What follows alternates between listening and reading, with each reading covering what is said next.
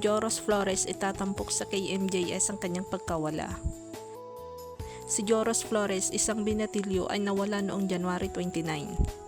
Hanggang ngayon, hindi pa rin siya natutukoy o natatagpuan at hindi pa matukoy ang kaliwanagan hinggil sa tunay na nangyari sa kanya. Sa kasalukuyan, may shoot na nagaganap sa lugar kung saan siya nalunod at inaasahang ipapalabas ito sa episode ng Kapuso Mo Jessica Soho, kung saan bibigyan pansin ng pagkawala ni Joros at ang mga detalye tungkol sa insidente. Ang kanyang pagkawala ay patuloy na nagiging isang misteryoso at ang pamilya ni Joros ay umaasa pa rin na siya ay matagpuan. Mabibigyan na kaya ng linaw ang pagkawala ng binata at muling makita ang pamilya ng kanilang kaanak? Mabibigyan na kaya ng linaw kung totoo bang wala na ang binata at kung sa paanong paraan ito nawala? Totoo kaya na si Joros Flores naging alay at kinuha ng engkanto at balibalita na ginawang prinsipietan sa mga albularyo o magtatawas?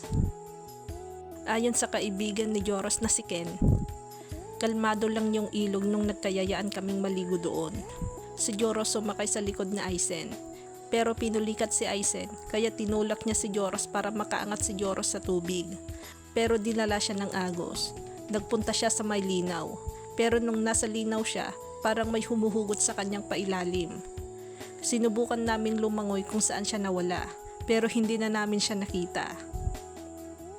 Ayon naman sa magulang ni Joros, lahat ng rescuer nagtulong-tulong na silang lahat. Marami na rin yung mga nag-volunteer na sumisid sa ilog. Kulang na lang baliktarin yung ilog na yun para makita lang siya. Hindi nga sila tumigil sa paghahanap. Kusa na rin lumapit yung mga albularyo sa amin tungkol sa nangyari sa anak ko. Araw-araw kaming pumupunta doon. Wala na kaming tulog. Hindi na kami halos makakain. Kasi iniisip namin kung paano makikita pa yung katawan ni kuya. Naniniwala pa rin ako na buhay pa siya. Tanggap naman namin kahit anong mangyari. Patay man siya o buhay. Gusto lang namin siya makita. Usap-usapan din umano ang pagpunta ni Ed Calwag sa Aklan.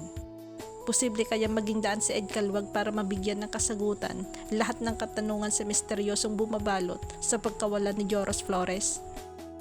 Si Ed Calwag ay may kakayahang makakita at makausap ang isang kaluluwang namatay na o malaman kung talagang ito ay patay na. May kakayahan din siyang makita ang nakaraan at malaman kung ano talaga ang tunay na nangyari sa isang kaluluwang hindi matahimik.